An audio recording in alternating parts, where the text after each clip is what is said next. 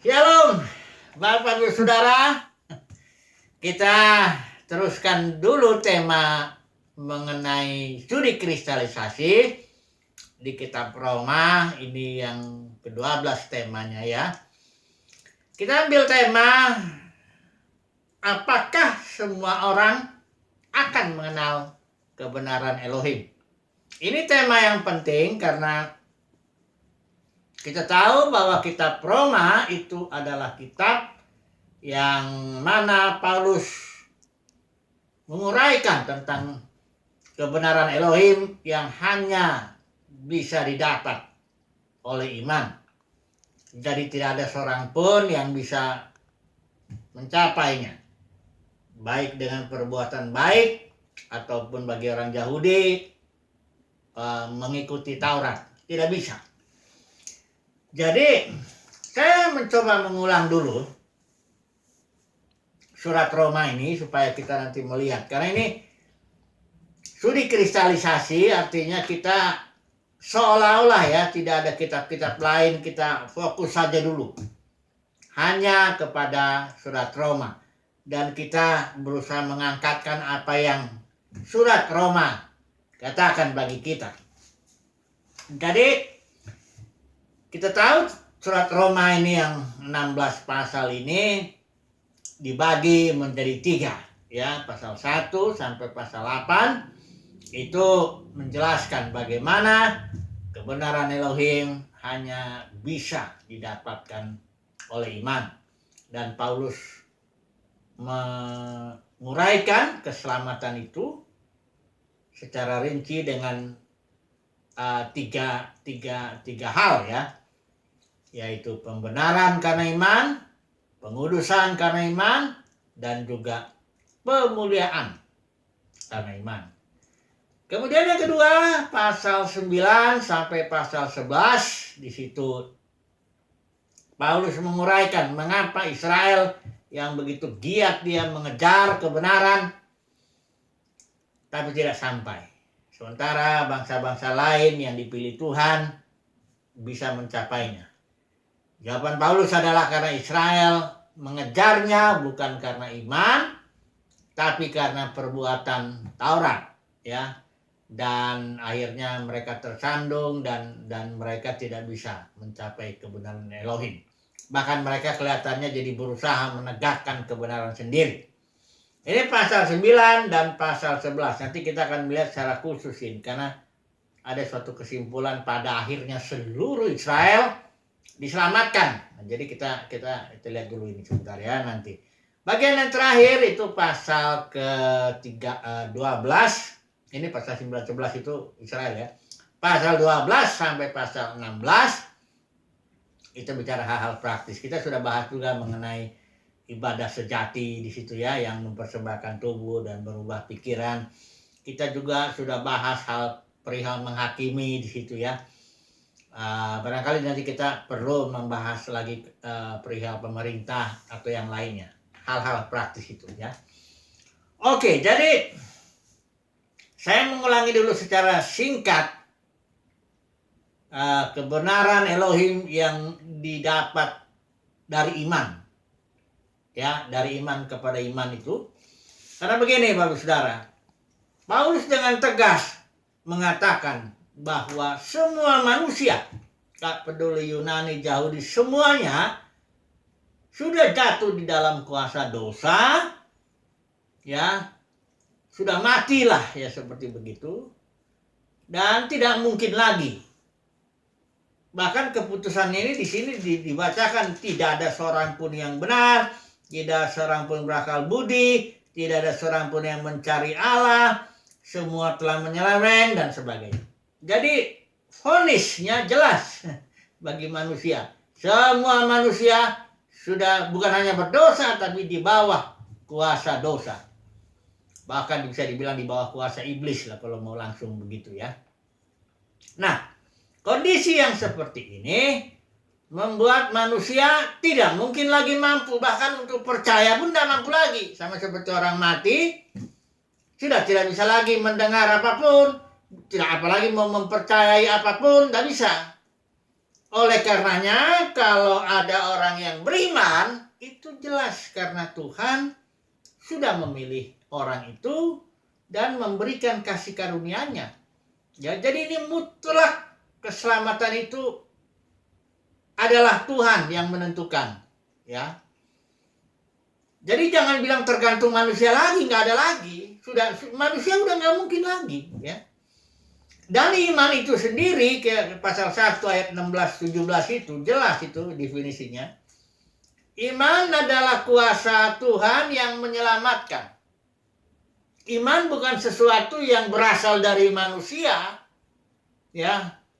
Iman bukan itu. Saya beriman saat ini dalam tanda kutip iman manusiawi. Saya duduk di kursi, saya percaya kursi ini cukup kuat menopang tubuh saya.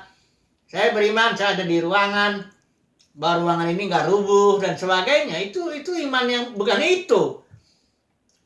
Itu iman jasmani, iman lahiriah ya. Yang dimaksud iman yang dimaksud Paulus ini, iman itu adalah kuasa Elohim atau energi Kristus yang diberikan kepada orang-orang pilihan, yang pada gilirannya membuat orang-orang pilihan dapat percaya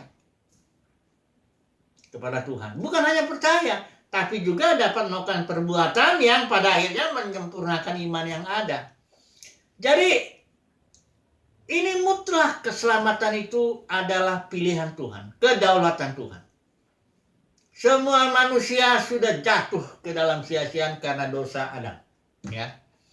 Nah, kalau sudah jelas begini, baik pembenaran itu karena iman adalah anugerah Tuhan, baik pengudusan karena iman itu adalah juga anugerah Tuhan, baik juga nanti pemuliaan karena iman juga anugerah Tuhan, maka kesimpulannya, ya, kita harus sepakat di sini nih, kesimpulannya mutlak tergantung Tuhan. Tidak ada tergantung manusia. Karena begini kan, ada kalimat ya, Yohanes Pembaptis itu waktu dia lihat Yesus dia lagi, lihatlah anak domba Elohim yang menghapus dosa dunia. Artinya dosa dunia begitu Tuhan mati, bangkit, naik ke surga di sebelah kanan Bapa, dia sudah menghapus seluruh dosa dunia.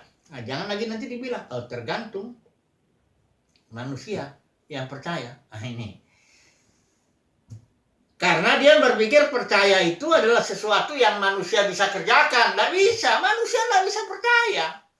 Yesus sudah tegas bilang, tak ada seorang pun yang dapat datang kepadaku kalau Bapa tidak menganugerahkan kepadanya. Kasih karunia, Bapa nggak kasih karunia, nggak berikan iman, nggak mungkin datang.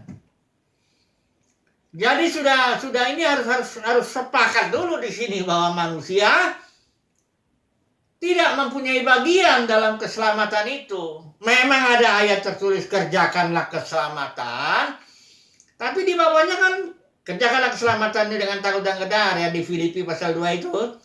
Karena Allah lah yang mengerjakannya di dalam kamu baik kemauan maupun pekerjaan menurut kerelaannya. Jadi kalaupun ada seolah-olah bagian manusia dalam keselamatan, tapi itu semuanya masih kayak gini loh.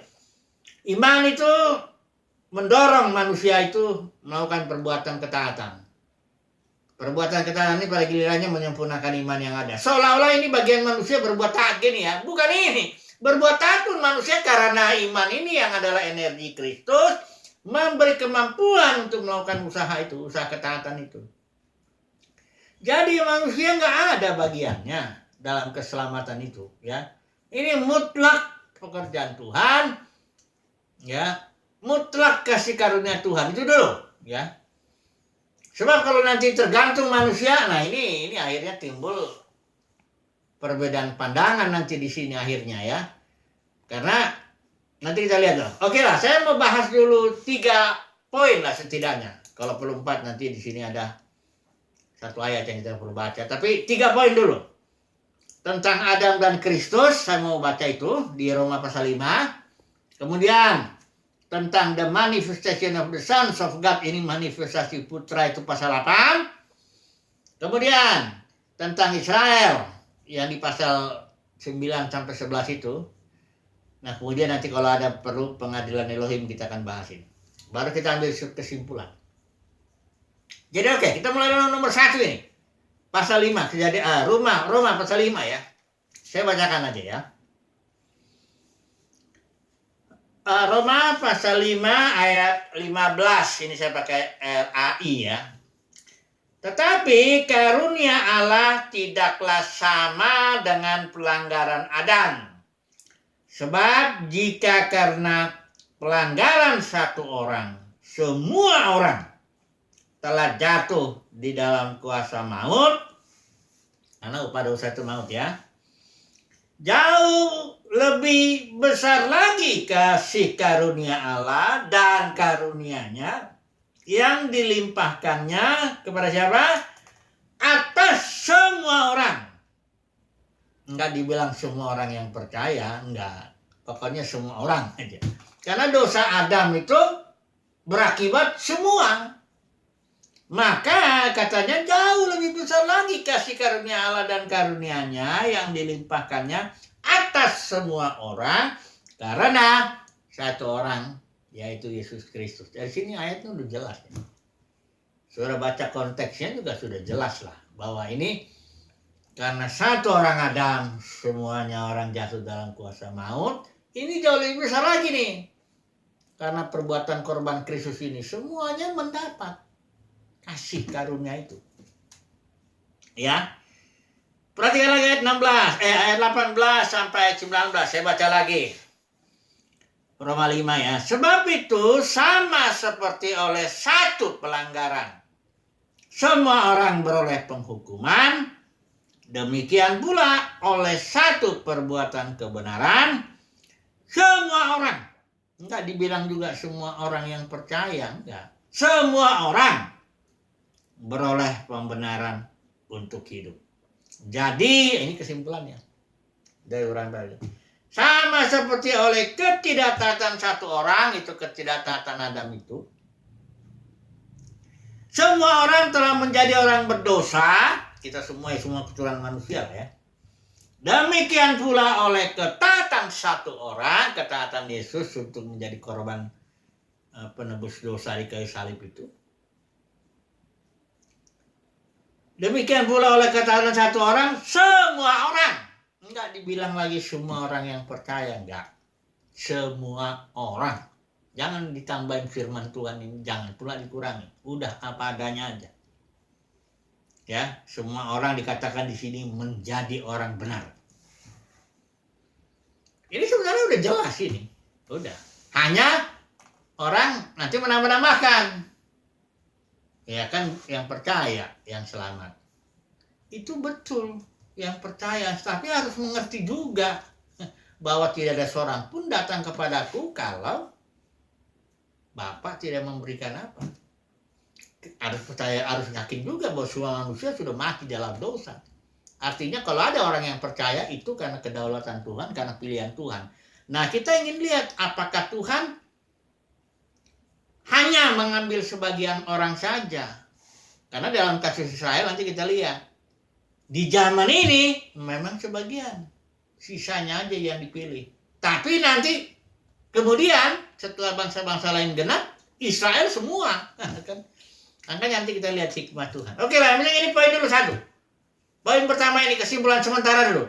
Bahwa karena satu pelanggaran, yaitu Adam, semua manusia jatuh ke dalam kuasa maut.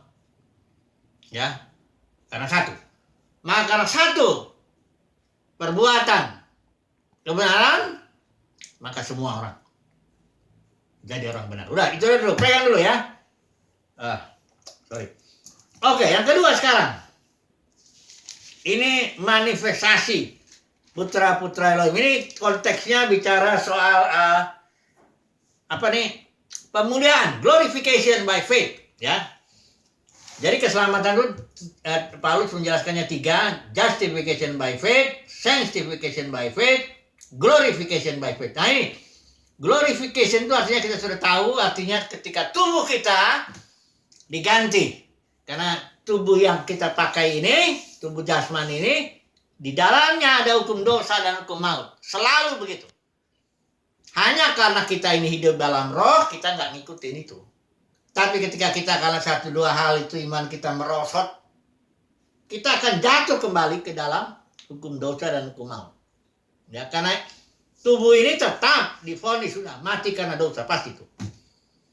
Jadi kalau mau mendapatkan keselamatan yang full, ini tubuh harus diganti. Diganti dengan tubuh yang baru yang sama dengan yang dimiliki oleh Tuhan Yesus sekarang itu, ya. Nah, itulah artinya glorification, ya. Kalau dikatakan sih pengangkatan sebagai anak atau adopsi sebagai anak, ya itu pembebasan tubuh kita. Karena dikatakan di sini kita diselamatkan dalam pengharapan. Kenapa? Karena memang tubuh ini belum diganti toh. Jadi masih dalam pengharapan. Tapi ini Paulus bilang pasal 8 ini ayat 19 ya. Katakan di sini, sebab dengan sangat rindu seluruh makhluk menantikan saat anak-anak Allah dinyatakan. Kapan ini saat anak-anak Allah ini dinyatakan, putra-putra Elohim ini?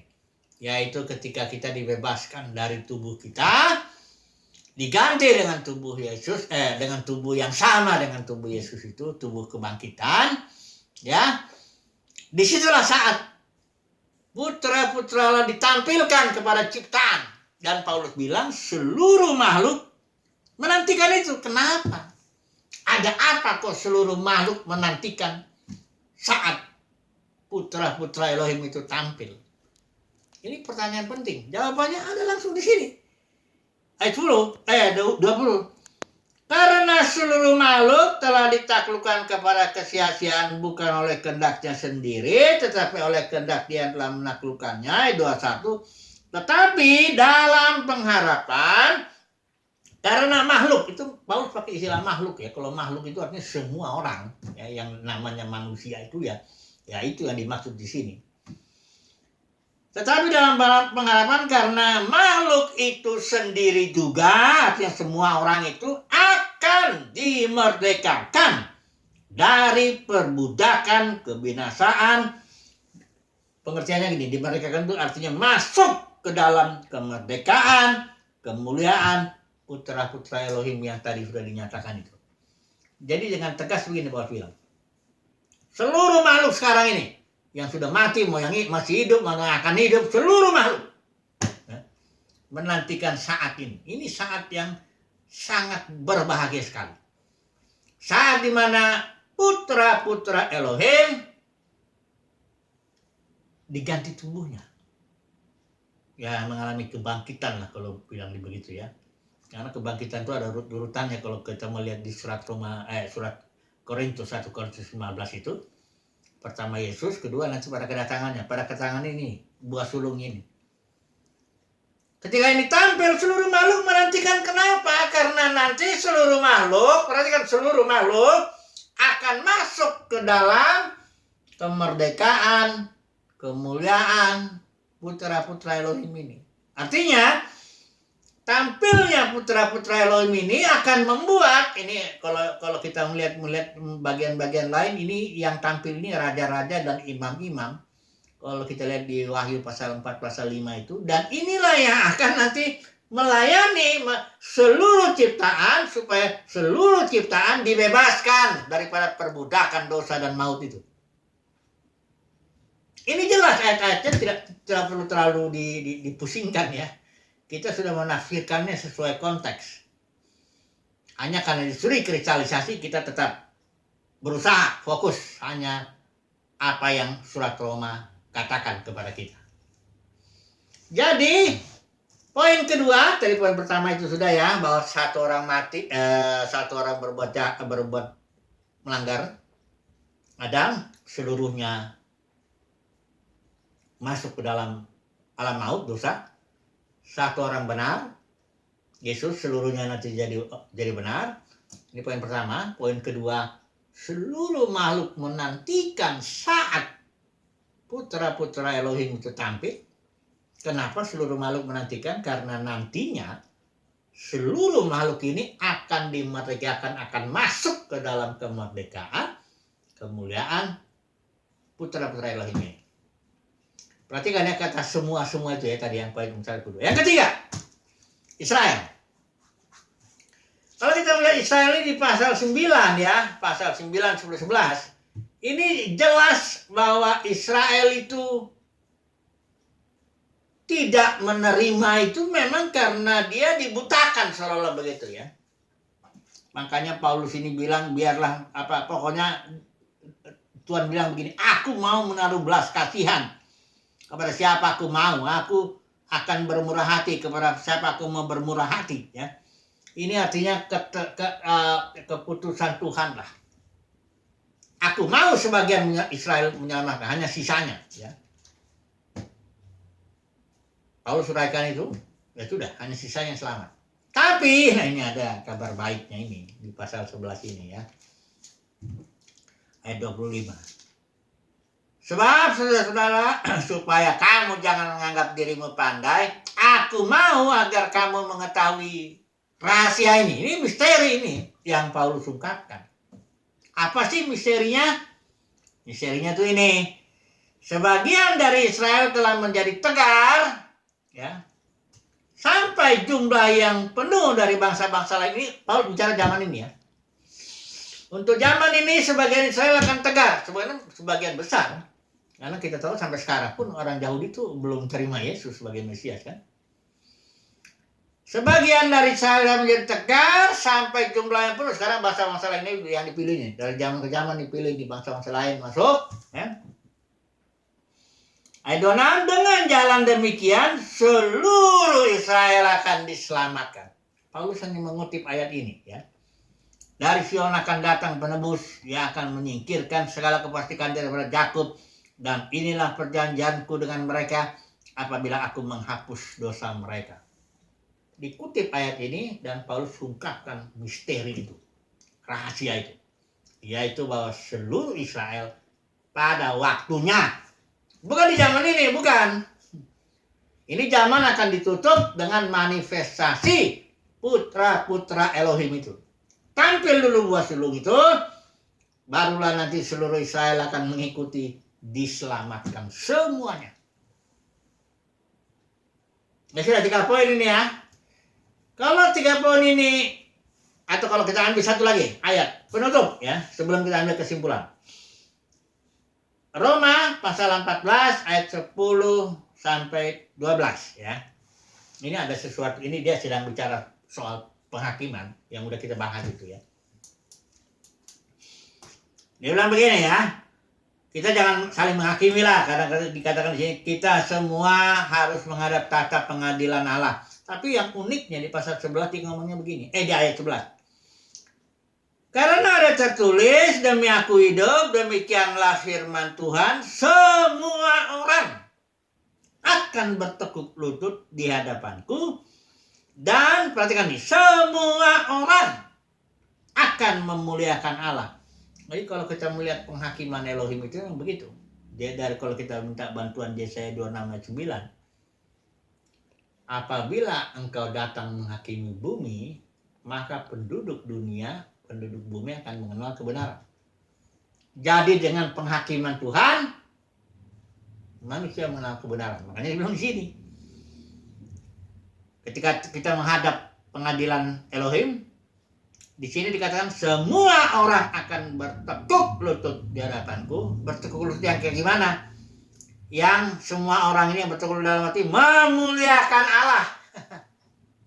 Ini mirip dengan dikatakan Filipi. Siap lutut akan bertelut, lidah akan mengaku Yesus itu adalah Tuhan. Semuanya nanti manusia akan ngaku begitu. Oke, kita ambil kesimpulannya. Ini ya kesimpulan yang sangat sederhana sekali. Setelah kita baca 3 poin atau tambah lagi 1 ayat ini. Kesimpulannya, semua orang pada akhirnya, termasuk Israel yang sisa itu, yang sekarang ini masih tegar, semua orang pada akhirnya akan mendapat atau mencapai kebenaran Elohim. Saya ulangi lagi ya kesimpulannya. Pada akhirnya, ini guys bawah ya, kalau di zaman ini memang belum semua, karena di zaman ini Tuhan hanya memilih sebagian saja, baik Israel, sebagian juga, bangsa-bangsa lain, sebagian juga. Tapi nanti pada akhirnya di zaman-zaman berikut, akhirnya semua orang akan mengenal kebenaran Elohim. Sehingga akhirnya Bapa menjadi semua dalam semua. Ini kesimpulan yang normal saja, yang wajar, yang diungkapkan dari surat Roma ini. Puji Tuhan lah ya, semoga kita boleh melihat hal ini. Haleluya. Amin.